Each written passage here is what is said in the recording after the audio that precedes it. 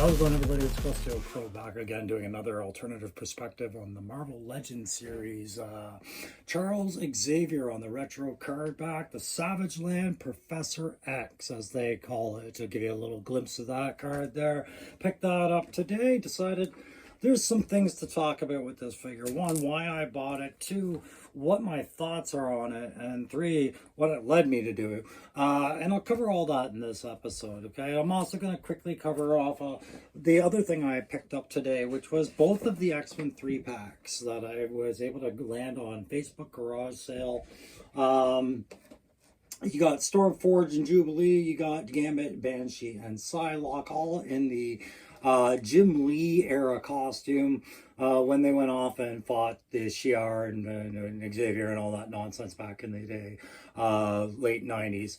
So I'm going to quickly cover these. These I won't review as thoroughly as I'm actually reviewing the Xavier. I'll just speak to those and which one is the better deal of the two boxes as I see it. And I am going to have a talk about this one. So that means, you know, I do my traditional, have a look at a little thing here, talk about what I know about Charles Xavier, talk about what Hasbro is showing us, with Charles Xavier here.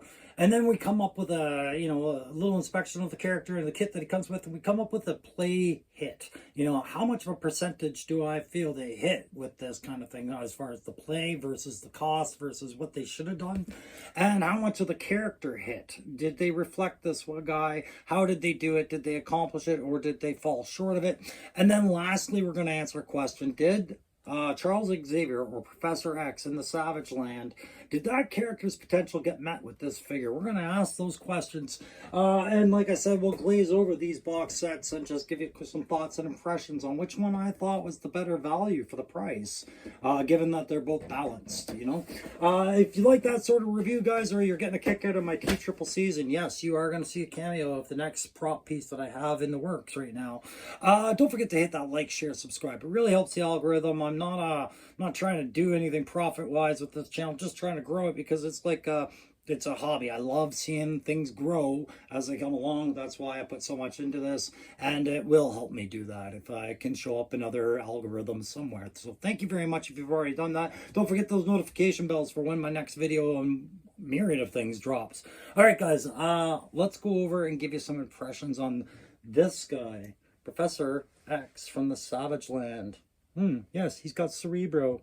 All right, guys, so we're just going to start by going over the card really quick. This is the retro card back for Professor X of the Savage Land, in what they call his safari suit, which is just the outfit he wore in the animated series when him and Magneto went to the Savage Land. I think that's what this one is based off of. I don't remember if he ever wore this in the comics, and that's fine.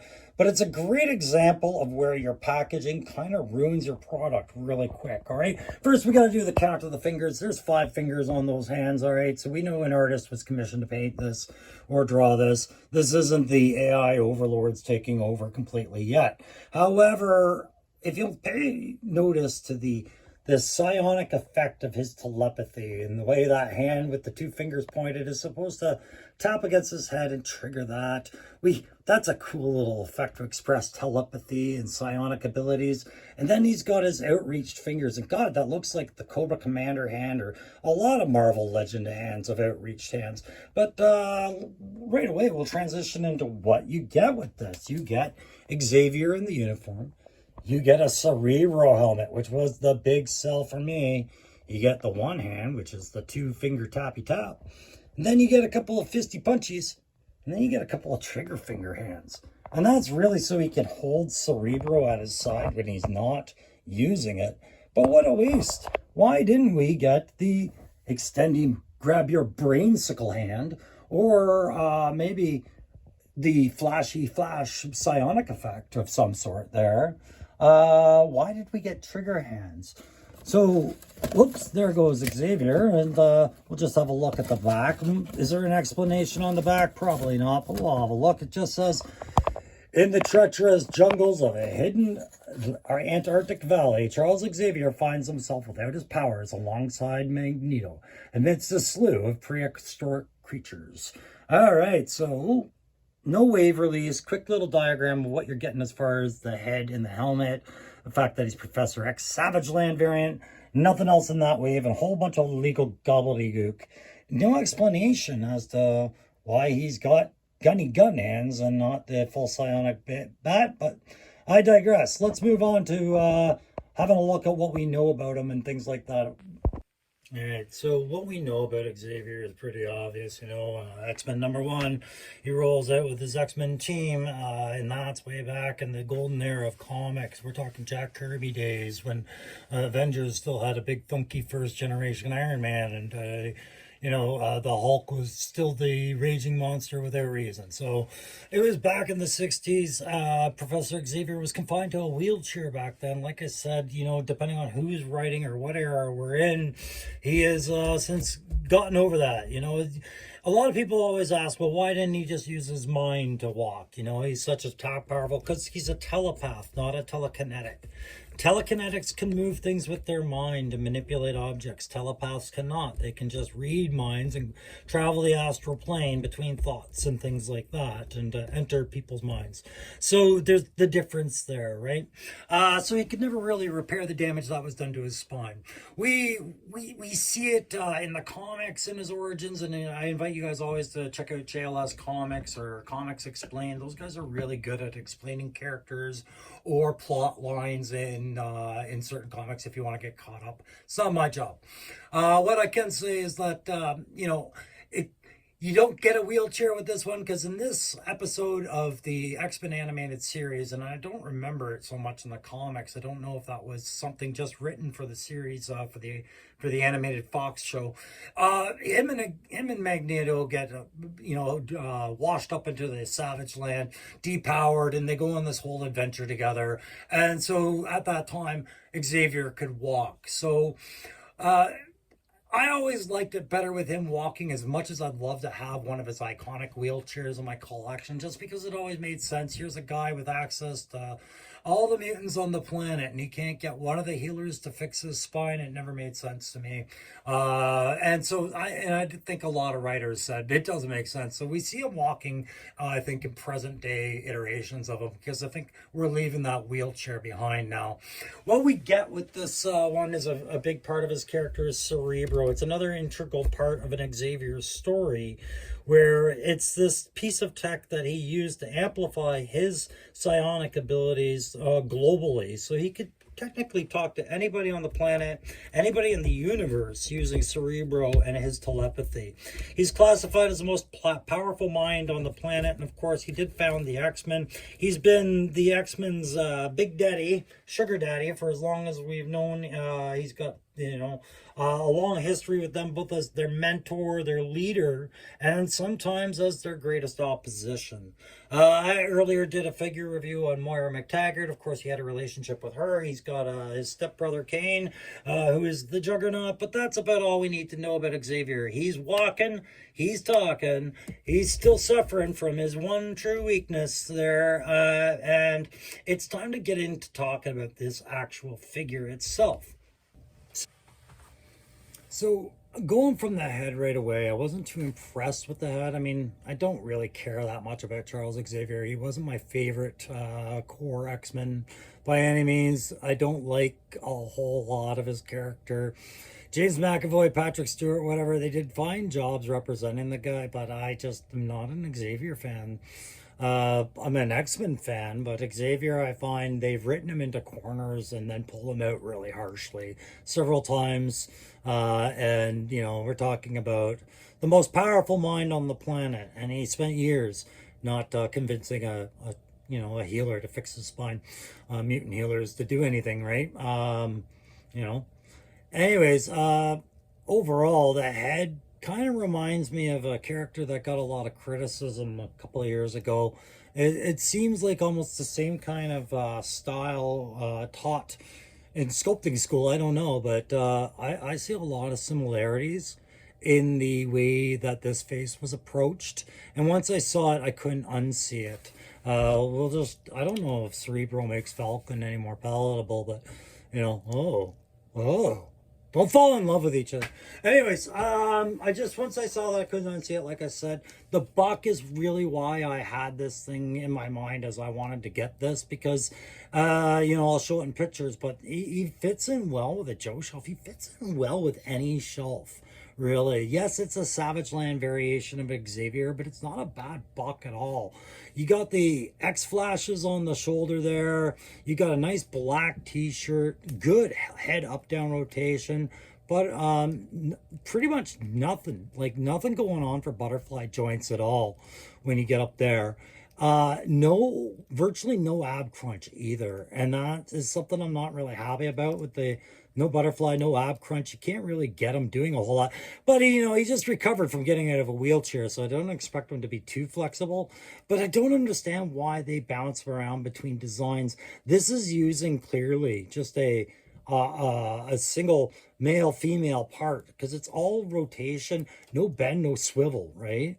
And then very limited ab crunch. No hole in the back for any back peg that you don't need anyways. So, it's smooth. It's nice looking, but just no play factor going on in that upper body, really. No drop down hips, but you do have, like I said, the pinless elbows and knees. And you can pose this enough for the things that you'd expect Charles to do. Right? Even sit in a wheelchair if you want to put him back in a wheelchair again for whatever reason. Again, it's your figure. You do what you want with it.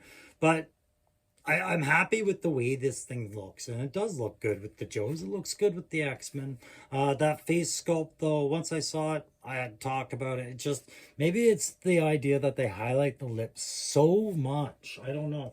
Let me know in the thoughts if you picked up this figure and there's something about that face that's doing it for you or not doing it for you as well. I'll hit you with a few more picks here, but I think it's time to get into some play grade here for Xavier and the character hadn't asked that question, right? So let's talk about that play factor. All right, what are you getting? What's the play percentage on this? Because to me, it's about a 70%, and it gets lower depending on how you look at it, right? So you get Cerebral, which is a fantastic play feature. I would not understand if they didn't include a variation of Cerebral with every variation of Xavier. But it happens, I don't think he has one in his Warlord variation. But that's fine. But again, remember, I'm paying that normal figure price. So what else did they throw at me to appease me here for play? You got a character that doesn't really pose all that great. You can do some stuff. Maybe the hands will make sense. Well, a pair of punchy hands, sure. The pointy hand, okay. Not sure why it didn't come out with the other hand, with like that they normally do. But then they give you these gun gripping hands, right? Like literally akimbo hands. So why? Is Xavier Deadpool now? Is he going to pick up a pair of pistols and just go sweep through the places, man crushing hard on Logan more than Xavier did before? Or what was that? Or was that just so he could hold his helmet? It didn't really make much sense to me as an accessory piece. When, if we even just look at the box, I could tell you too that they advertised by accident that should be there. You have other characters in the line who have all sorts of little psionic energy pieces, and one could have been tacked into this better than, say, a forced set of hands. Let's take them over and rejoin them with the X-Men, right? To me, my X-Men, let's go. So I think 70% is being generous, really, with this this figure. Again, I have to include some of that play with the fact that I am openly putting this with other characters from other lines on the shelf. So 70% for that play, like I said. So if we move into the character hit, what percentage of character do I feel they got with this? I'm going to go with another, I'm going to go with a 60%. I think that the Cerebral helmet is really the only thing with the X symbol and the bald head tying Xavier into the X-Men line, because it's an unrecognizable uniform. A lot of people wouldn't want this Xavier to represent their more traditional sense of Xavier. I do believe that. I think the three-piece suit, the wheelchair, or the hover chair. Those are all things that are synonymous with Charles Xavier. So a true X-Men fan may not be as excited about this figure, but if they're also collecting other toy lines, especially the military ones, perhaps that appeals there. But again, we're trying to focus on, is this looking like Charles Xavier? From the cartoon, sure, a little bit. I got a credit on that. But the hand things, like just one hand gesture of anything close to telepathy with the pointed fingers, and then to have gun pistol hands and punchy fists, I don't feel like they're nailing it. And that face just feels a little bit more evil than it should be. There's just something about the face sculpt that just has a more menacing than the trusting father image of the X-Men. And it's not a bad Xavier face. It's just, I almost feel like in order to really do it, they should have given us a second expression to really drive home that he's a serious guy, but he's a kindly, caring man as well. I don't know, but it's got to be about a 70% on the character hit as well. I feel like the psionic effects that they include in other characters, we probably should have replaced those hands, and the hand selection should have been better because they would have speak more to his telepathic powers and some of the posing that we are used to with Charles Xavier. So overall, I'm not too over the moon with this character. I like it plenty enough for the reasons that I like it. But as a Marvel fan, as an X-Men fan, perhaps this one's got a lot of question marks. Perhaps this one sits on the shelf a little bit longer than others, as other X fans would see it. But so 70%.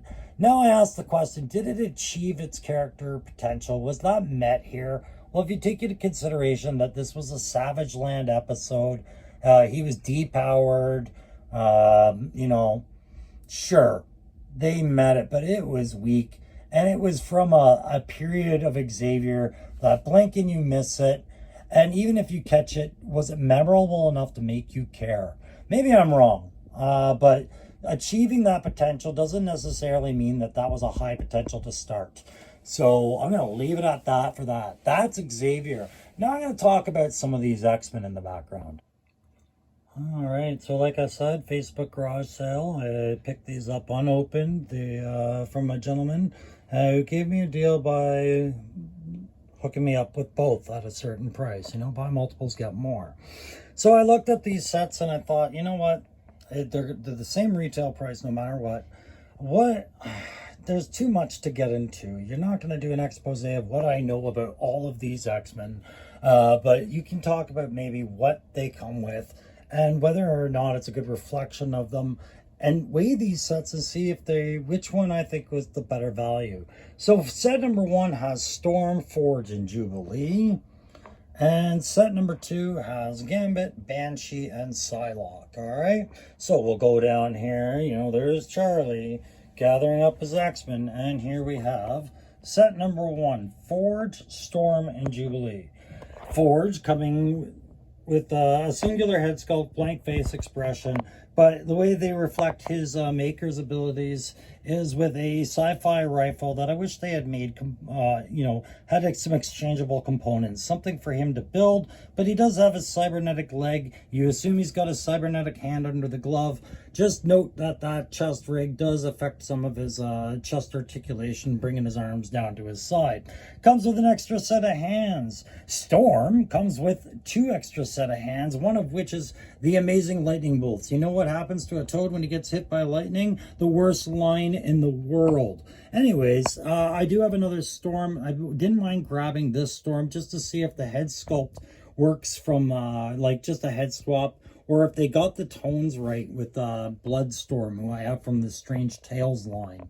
But yeah, 2 extra set of hands, including hands similar to the ones I was talking about, would have gone well with Xavier with the spread fingers and things like that. That brings us over to Jubilee. Jubilee comes with a whole extra head sculpt, right? One with bubblegum and one without. Breaker, breaker. She's got her special little flashy flash. They don't do a really great job of her sparkles, her Jubilee power effects, but the plasma light is symbolized by things that go around her hands. And of course, the removable sunglasses works for either set of head or either heads, and the bubble gum effect. You know, it doesn't come out, it's a head swap, just like with Breaker. All right, so that's what you get, and she comes with punchy fists as well, so that's what you get with that set. So that brings us to set number 2. Again, that's bringing us Gambit, Banshee, and Psylocke, who we have down here. Right, Gambit, I was really happy. The only Gambit I have, because I'm new to really collecting the Marvel Legends, is the most recent, which is the Age of Apocalypse Gambit. And I criticized it for only coming with the staff and satchel and no blast effect kinetic energy projectiles. In the Age of Apocalypse, he should have had little daggers. Here in the X-Men U, as drawn by Jim Lee and so many other artists, you know, he comes with the playing cards that he could throw. And of course, we've got the full set, the 3 there, the clubs, the diamonds, and the spade. And then, of course, the heart there for the other hand set. Love that. Love that they attach these blast effects like that one for Gambit and these ones for Storm. I like that they attach them directly to the fingers. It's cool, so long as they're not falling out all over the place. Gambit, again, probably one of my favorite figures in the set, and a really good head sculpt for this one. There you go. All right, it also comes with Banshee, and I love that head sculpt. He'll look good with my Emma Frost and Generation X characters, of course. And maybe he can look good and angry at Moira after what she done to him. But he comes with an extra head sculpt for when you don't want him doing his power effect. No flight stand, which is a shame because he flies when he's screaming like that. But you have the open hands. He's got some good choices there. That's a fine second head sculpt of the more judgmental Sean, you know. But this one is better for the action shots, right? And then that'll bring us to Psylocke. Nothing wrong with this Betsy Braddock Kawana knock up there. You know, she's got her psionic energy sword with a removable second piece of energy that's tucked around that. Extra set of hands, one for chopping, one for punching, and then a grippy hand kind of deal for the sword. And then she's got her Psy dagger as well, right, which is very important for Psylocke. It's a big key part of her character that identifies her to it. So that's what you get in the second set. Now the question becomes, who did it better? Was it the first set or the second set? And I already skipped ahead to the answer portion, and I feel like it was done better by the second set. Gambit, Banshee, and Psylocke, I think, gave you better stuff with this set that didn't need any kind of tweaking, right? There wasn't anything that I kind of wished they'd done differently with the kit they provided with this, and they did provide lots of kit, you know, an extra head sculpt, lots of hands, some blast effects, everything worked out well. They did pretty much the exact same thing over here, another singular extra head for one of their characters, and I gotta say, Jubilee was a strong out in this one, but they kind of shorted us a lot on Forge, I found, and the character's a bit obstructed, but I just felt like this was the stronger set of the two. Either way, buying them both on a deal, if you can find them on a marketplace garage sale like I can at the price that I found mine at, you guys have at her. I think it's a great representation of the X-Men. Love my uniform troops, and I love uniformity. I have other X-Men that'll look fine behind this, but now I know I'm going to go out and buy yet another Wolverine to match this group, because of when this appeared in the era it appeared in. You know, Wolverine was a part of this X-Men strike team going into Shi'ar space. So this is awesome. Do recommend these sets. I'd say for these sets, character hits are going to be 90% to 100%, depending on who it is. I think the only ones I really wish they nailed the character a bit more with is Forge, really. And Storm, I think, should have had an angrier head sculpt. But that's about that. On the play hit, I'm going to go 90%, because you get so much with these sets. And at a fair price, I will say. Never mind. 100%. All of it. 100%, 100%, 100%, 100%. Get out of my head, Charles.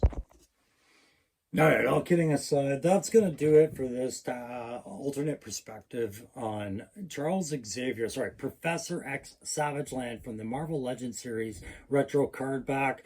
Overall, not my favorite X-Men figure by any means, but I bought him for some good potential.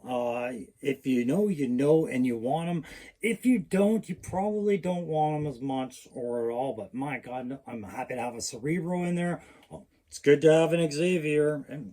And moreover, I bought him on a day where I didn't feel it as much if I didn't like this figure as much because of these amazing, uncanny X-Men Jim Lee era tributes. I was very happy with these. These I highly recommend.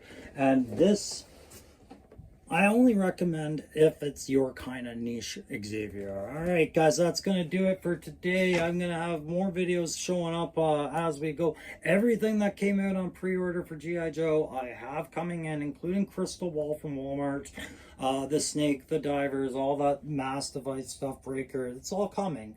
But I'm still waiting on Heavy Duty, so that's why you haven't seen any tactical perspective reviews. And with the Marvel Legends stuff, man, you're not going to see a review for every single one that I buy, just because it's such a broader strokes market. But I will keep doing these ones as I see figures worth talking about. So thank you very much once again for joining me today. Don't forget, like, share, subscribe, notifications. Thanks very much. We'll see you on the next time. Take care.